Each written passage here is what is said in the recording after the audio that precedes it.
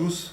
Tout d'abord, je voudrais remercier la CRES Hauts-de-France et sa présidente Peggy de m'avoir invité. Malheureusement, c'était une date qui ne me convenait pas pour des raisons professionnelles. Et donc, je vous remercie d'avoir accepté que j'enregistre ce message. Et vous m'avez demandé de traiter de deux sujets dans cette courte intervention. Tout d'abord, le bilan que je peux faire de la loi ESS de 2014, et puis d'autre part, la situation de l'ESS dans la crise que nous connaissons aujourd'hui. Alors, sous la loi ESS de 2014, que je connais un peu, mais dont le bilan, à mon avis, est à faire, je vais vous dire en quelques mots ce que je peux penser par rapport aux objectifs initiaux de la loi. Je pense qu'elle avait 4 objectifs principaux. Le premier était une loi de reconnaissance. C'était d'ailleurs ce qui était principalement attendu par les acteurs de l'ESS. Il me semble que de ce point de vue, l'ESS n'a jamais été aussi reconnu par les pouvoirs publics et peut-être même au-delà par le monde économique et par le grand public. C'est en partie grâce à la loi, pas seulement, mais je crois que cet objectif, pour le coup, est rempli. Deuxièmement, c'était une loi de définition, au pluriel d'ailleurs, puisque la loi, dans son article 1, définit ce qu'est l'économie sociale, alors pas en termes de valeur, ça appartient aux acteurs eux-mêmes, mais en termes de principes juridiques qui organisent les entreprises et les organisations de l'économie sociale et solidaire.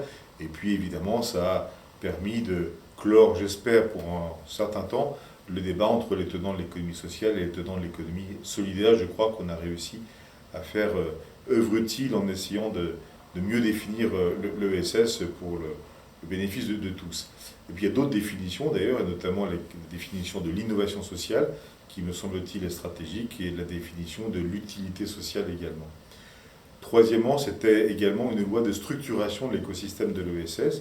Vous savez que la loi, vous êtes bien placé pour le savoir, à la CRES, que l'article 6 notamment et l'article 5 organisent la représentation des acteurs de l'ESS.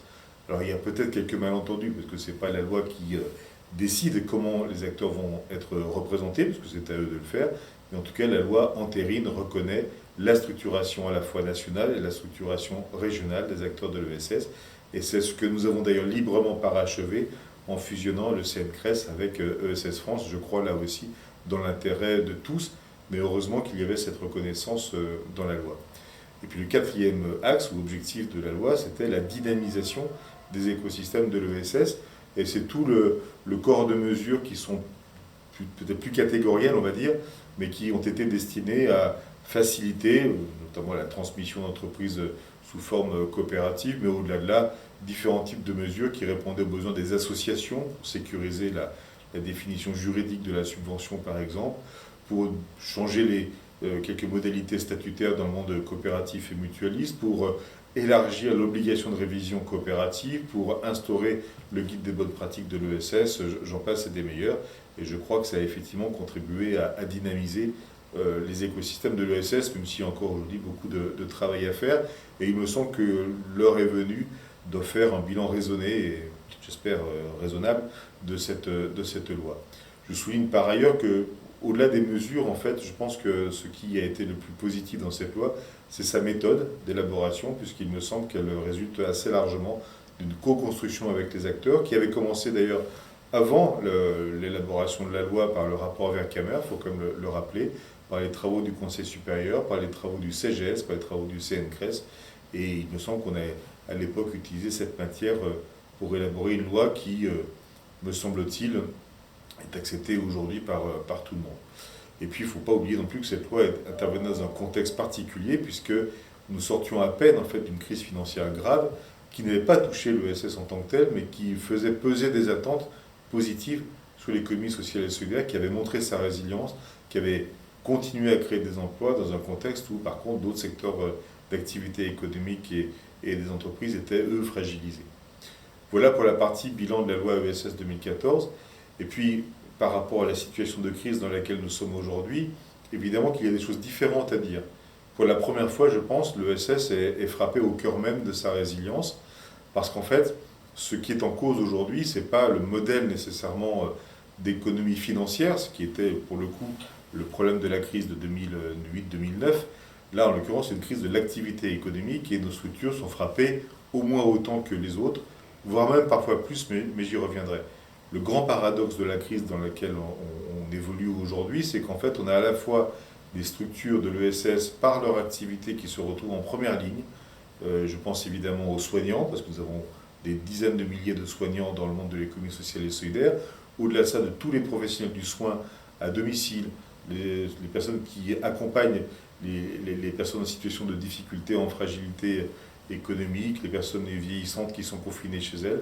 Donc nous avons là des centaines de milliers de personnes qui contribuent à maintenir le lien social. Je pense à elle évidemment. Je pense aussi, dans un autre registre, à tous ceux qui continuent à alimenter la France, qui continuent à, pour ceux qui le peuvent encore, à ouvrir des commerces, ceux qui animent des banques coopératives, pardon de le dire, parce qu'il faut bien que l'activité continue à tourner également.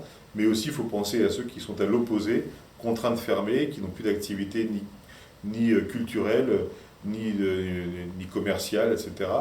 Et là, il me semble qu'on a des craintes à avoir sur le fait que dans le monde de la culture, du sport, de l'éducation populaire, du tourisme notamment, on ait des situations très difficiles à gérer. C'est la première fois que ça arrive à l'économie sociale et solidaire. Alors évidemment qu'il faut se retrousser les manches, il faut faire en sorte que ce dont nous pouvons bénéficier dans le cadre des dispositifs gouvernementaux puisse vraiment bénéficier aux structures de l'ESS, mais on voit bien aussi qu'il y a des difficultés qui sont inhérentes parfois à nos modèles, parce que nos modèles de société de personnes amènent le plus souvent à avoir des organisations qui sont en manque de fonds propres, qui sont sous-capitalisées avec des guillemets. Et là, on a un vrai problème lourd à résoudre, parce que là, on voit que le modèle il est plus résilient en période de crise financière, mais par contre, il l'est beaucoup moins en période de crise économique à proprement parler. Donc on a ce sujet-là qu'il faudra régler. Et puis au-delà de ça, on a des problèmes qui sont liés à la faiblesse de nos écosystèmes et aussi parfois à la taille de nos entreprises. Souvent, malheureusement ou pas, on a des entreprises, des associations qui sont de petite taille et qui n'ont pas forcément ni les compétences ni les moyens pour aller chercher de l'aide là où elle est. Et nos écosystèmes ne sont pas forcément suffisamment performants pour les aider à le faire, parce qu'il faut de l'ingénierie, il faut de l'information, il faut parfois aussi aller voir les gens en direct pour bénéficier de ces dispositifs. Et on voit aujourd'hui que nos écosystèmes, que ce soit les CRES ou d'autres têtes de réseau ou d'autres organisations, n'ont pas aujourd'hui suffisamment de moyens pour le faire. C'est évidemment un sujet dont on parle avec le gouvernement aujourd'hui, en essayant d'obtenir de lui qu'il renforce nos écosystèmes pour aider les entreprises et les associations de l'économie sociale et solidaire. Mais au-delà de ça, c'est aussi une question qu'il faut qu'on se pose à nous-mêmes, de savoir quels moyens on veut consacrer à faire vivre en fait un écosystème qui soit directement utile à ceux qui sont de notre ressort. Ça concerne évidemment au premier chef les CRES. Et Peggy sait combien nous essayons collectivement au sein de ESS France aujourd'hui de mettre les CRES à un niveau incontesté de la relation aux acteurs de l'ESS avec le soutien de l'ensemble des pouvoirs publics et pas seulement des conseils régionaux. Voilà ce que je pouvais vous dire dans cette période-là. On essaie au-delà des réponses à la crise et des interrogations que nous avons de réfléchir aux moyens de se projeter. C'est aussi le sens que nous avons voulu mettre dans la République de l'ESS, parce qu'un jour quand même nous allons sortir de cette crise.